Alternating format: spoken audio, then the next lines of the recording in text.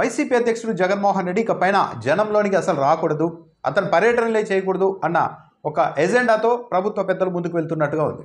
ఇందుకోసం ఏకకాలంలో రకరకాల వ్యూహాల్ని పన్నుతూ ఉన్నారు.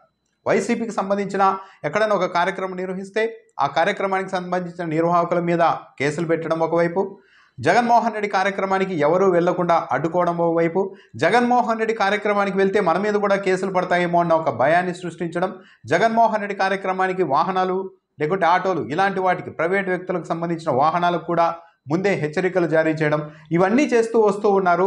ఎట్టి పరిస్థితుల్లోనూ జగన్మోహన్ రెడ్డి పర్యటనకు ఎవరు వెళ్ళకూడదు, జగన్ అనే వ్యక్తి భవిష్యత్తులో బయటకు రాకూడదు, జగన్మోహన్ రెడ్డి ఏ ప్రజా కార్యక్రమం మీద రైతుల కోసం కావచ్చు, రకరకాల వర్గాల కోసం కావచ్చు, ఏ పర్యటన చేసినా సరే ఆ కారణం కాకుండా జగన్మోహన్ రెడ్డికి సంబంధించిన పర్యటన అంటేనే అదేదో ఒక విధ్వంసకరమైన పర్యటన అన్నట్టుగా ఆ అంశాన్ని హైలైట్ చేయాలి అన్న ఉద్దేశంతో ప్రభుత్వ పెద్దలు, పోలీసులు, మీడియా అంతా కలిసి పనిచేస్తున్నారన్నది వైసీపీ చేస్తున్న ప్రధాన ఆరోపణ. సరే, ఈరోజు జగన్మోహన్ రెడ్డి పర్యటనకు సంబంధించి ఇన్ని ఇబ్బందులు పెడితే భవిష్యత్తులో అధికారం మారితే మనం ఇక రోడ్డు మీద కూడా రావడం కష్టం కదా అని ప్రభుత్వ పెద్దలకు ఆలోచన ఉండాలి కదా అన్న ఒక ప్రశ్న కూడా వస్తుంది. అయితే ప్రస్తుత పరిస్థితుల్లో ప్రభుత్వ పెద్దలు తాముకు ఫ్యూచర్లో పర్యటిస్తామా లేదన్నది పక్కన పెడితే ప్రస్తుతం జగన్మోహన్ రెడ్డి ఎక్కడ పర్యటనలు చేయకూడదు, అతని పర్యటనలకు వేలాది మంది వచ్చే దృశ్యాలు తాము చూడడానికి వీల్లేదు అన్నట్టుగా పోలీసు వ్యవస్థ పైన ఒత్తిడి చేస్తూ ఉన్నారు అన్న ఆరోపణలు వైఎస్ఆర్ కాంగ్రెస్ పార్టీ చేస్తూ వస్తోంది. ఇప్పుడు లేటెస్ట్గా మరో యాంగిల్ తీసుకున్నారు జగన్మోహన్ రెడ్డి పర్యటనకు సంబంధించి. ఇటీవల పల్నాడు పర్యటనకు వెళ్ళారు జగన్మోహన్ రెడ్డి. ఆ సమయంలో సింగయ్య అనే వ్యక్తి రోడ్డు యాక్సిడెంట్లో చనిపోయారు. ఆ రోజు ఎస్పీనే ప్రెస్ మీట్ పెట్టి స్వయంగా జిల్లా ఎస్పీనే చెప్పారు, జగన్మోహన్ రెడ్డి వాహనం కానీ జగన్మోహన్ రెడ్డి కాన్వాయ్కి సంబంధించిన వెహికల్ కానీ సింగయ్యను ఢీకొట్టలేదు, ఏరే ప్రైవేట్ వాహనం ఢీకొనడంతో అతను చనిపోయాడు అంటూ జిల్లా ఎస్పీనే ఆ రోజు చెప్పారు. అయితే ఇప్పుడు హఠాత్తుగా తెలుగుదేశం పార్టీ అనుకూల పత్రికలు లేదు, సింగయ్య నేరుగా జగన్మోహన్ రెడ్డి ప్రయాణిస్తున్న వాహనం ఢీకొట్టడంతోనే చనిపోయాడు, పోలీసులు ఇప్పుడిప్పుడే దాన్ని గుర్తించారు అంటూ ఒక కొత్త లైన్ ప్రచారంలోనికి తెచ్చారు. ఆ రోజు జిల్లా ఎస్పీ చెప్పినప్పటికీ కూడా ఎఫ్ఐఆర్లో గుర్తు తెలియని వాహనం ఢీకొట్టినట్టుగా ఎఫ్ఐఆర్ నమోదు చేశారు. సో ఇప్పుడు క్లారిటీ రావడంతో జగన్మోహన్ రెడ్డి ప్రయాణిస్తున్న వాహనమే ఢీకొట్టినట్టుగా పోలీసులు కేసు నమోదు చేయబోతున్నారు.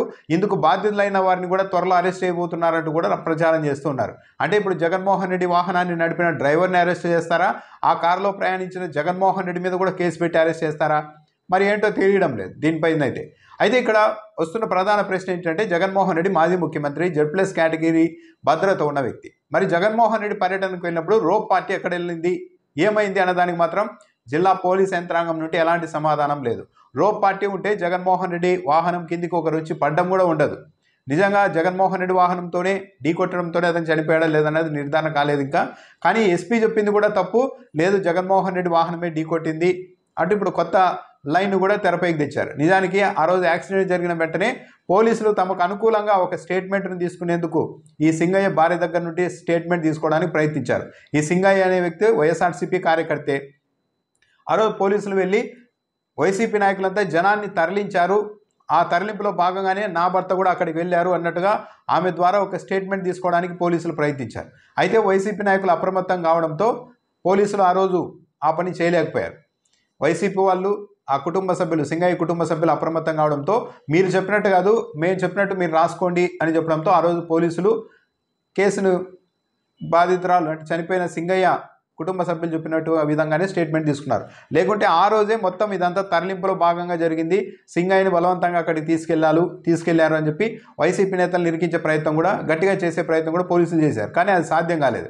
ఇప్పుడు హఠాత్తుగా జగన్మోహన్ రెడ్డి ప్రయాణిస్తున్న కారు ఢీకొనింది, దీనికి బాధ్యులైన వాళ్ళని కూడా త్వరలో అరెస్ట్ చేస్తారు అంటూ ఒక ప్రచారం చేస్తూ ఉండడం బట్టి దానికి తోడు పత్రికల్లో ఇంకా ఎలా రాసేశారంటే, ఈ వాహనం కింద సింగయ్య పడడాన్ని జగన్మోహన్ రెడ్డి కూడా చూశారని పోలీసులు చెప్తున్నారంటే ఇప్పుడు లేటెస్ట్గా ప్రచారం. అంటే జగన్మోహన్ రెడ్డి వ్యక్తిత్వ హననానికి కూడా పాల్పడ్డం అనమాట.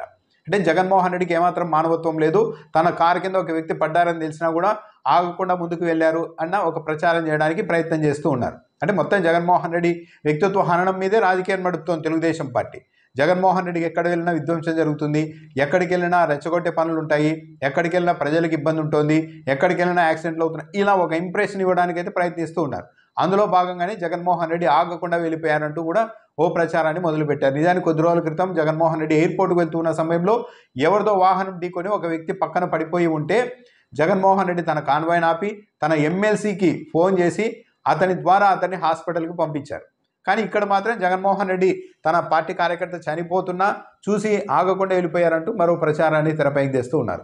సో జగన్మోహన్ రెడ్డి పర్యటనలు అడ్డుకోవడానికైతే తెలుగుదేశం పార్టీ పెద్దలు చాలా పెద్ద ఎత్తున ఇక అంబటరాంబాబు చెప్తున్నారు, గుంటూరు ఐజీ సర్వశ్రేష్ఠ త్రిపాఠి అయితే ఏకపక్షంగా నారా లోకేష్ కార్యాలయంతో ఎప్పటికీ నిరంతరం టచ్లో ఉంటూ కింది స్థాయి పోలీసు అధికారులకు కూడా వైసీపీ నాయకుల మీద కేసులు పెట్టాల్సిందిగా ఇష్టానుసారం ఆదేశాలు ఇస్తున్నారు.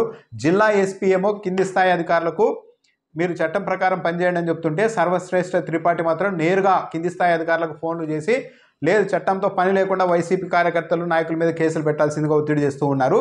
ఇదంతా సర్వశ్రేష్ఠ త్రిపాఠి కనుసన్నల్లోనే నడుస్తోంది, లోకేష్ డైరెక్షన్లో అని కూడా అంబటరాంబాబు లాంటి వాళ్ళు కూడా ఆరోపిస్తున్నారు. సో మొత్తం మీద అయితే గోదావరి పుష్కరాలప్పుడు 10ల సంఖ్యలో చనిపోయారు. తిరుపతిలో తొక్కిసలాట జరిగింది. చంద్రబాబు నాయుడు గతంలో పర్యటనలు చేసినప్పుడు కూడా పలు చోట్ల 6 మంది, 2, 3 చాలామంది చనిపోతూ వచ్చారు. అప్పుడు మాత్రం అవన్నీ సహజంగా జరుగుతుంటాయి, దానికి ఎవరు బాధ్యత వహించరు అన్నట్టుగా మాట్లాడారు. ఈరోజు మాత్రం జగన్మోహన్ రెడ్డి కారు గుద్దిందో లేకుంటే కాన్వాయ్లో కారు గుద్దిందో లేకుంటే ఎస్పీ చెప్పినట్టు ప్రైవేట్ వాహనం ఏదైనా ఢీ కొట్టిందో కానీ ఒక వ్యక్తి చనిపోతే మొత్తం దాన్ని జగన్మోహన్ రెడ్డి వాహనమే బలి తీసుకుంది అన్నట్టుగా ప్రచారం చేయడం, వీళ్ళ పైన కేసులు పెట్టి త్వరలో అరెస్టులు చేస్తాము అన్నంత స్థాయికి వెళ్తూ ఉన్నారంటే ఒక ప్రతిపక్ష నాయకుడు పర్యటనకు సంబంధించి ఇంత తీవ్రంగా ప్రతిఘటిస్తోంది ప్రభుత్వం, అడ్డుకోవడానికి ఇన్ని ఎత్తులు వేస్తోంది అంటే జగన్మోహన్ రెడ్డికి వస్తున్న జనస్పందనను చూసే అధికార పార్టీ పెద్దలు భయపడుతున్నారనేది చాలా క్లియర్. నిజంగా జగన్మోహన్ రెడ్డి పర్యటనలకు వేలాది మంది రాకపోతే, అంత స్పందన రాకపోతే అసలు పట్టించుకునే వాళ్ళే కాదు. పోతే పోనీ తిరిగితే తిరగని జగన్మోహన్ రెడ్డికి ఓపుకుంటే తిరుక్కోమనండి, అతను టైం వేస్ట్ అన్నట్టుగా ఉండేది.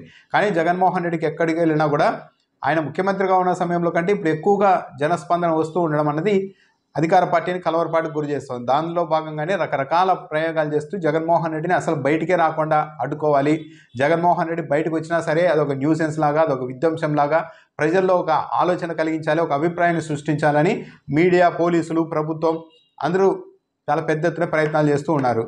సో ఇదైతే ప్రజాస్వామ్యానికి అంత మంచిది కాదు. ఒక ప్రతిపక్ష నాయకుడు తిరగలేని పరిస్థితి సృష్టించాలి అని ప్రభుత్వమే అనుకుంటే ఇక ఆ తర్వాత ఎవరి హక్కులకు పెద్దగా విలువ ఉండదు. ఇంకా నిజానికి ఆ రోజు యాక్సిడెంట్ జరిగిన రోజు జిల్లా ఎస్పీ ఏ వాహనం ఢీకొనిందో ఆ వాహనం నెంబర్ కూడా చెప్పారు, పలానా నెంబర్ వాహనం ఢీకొట్టింది అని కూడా చెప్పారు. కానీ ఈరోజు మొత్తం ఎస్పీ ఒప్పింది తప్పు, పోలీసులు సరిగా నిర్ధారించుకోలేకపోయారు, జగన్మోహన్ రెడ్డి వాహనమే ఢీకొట్టింది అంటూ పత్రికలు ప్రచారం చేయడం, పోలీసులు కూడా ఇప్పుడు మళ్ళీ ఆ డైరెక్షన్లో వెళ్తూ ఉండడం బట్టి చూస్తూ ఉంటే ఇదంతా ఒక ఫ్రేమ్ చేస్తూ ఉన్నారు. జగన్మోహన్ రెడ్డి పర్యటనలు ఎట్టి పరిస్థితుల్లోనూ అడ్డుకోవాలి, అధికార బలాన్ని పోలీసుల్ని ఉపయోగించి అన్నది చాలా క్లియర్గా అర్థమవుతుంది.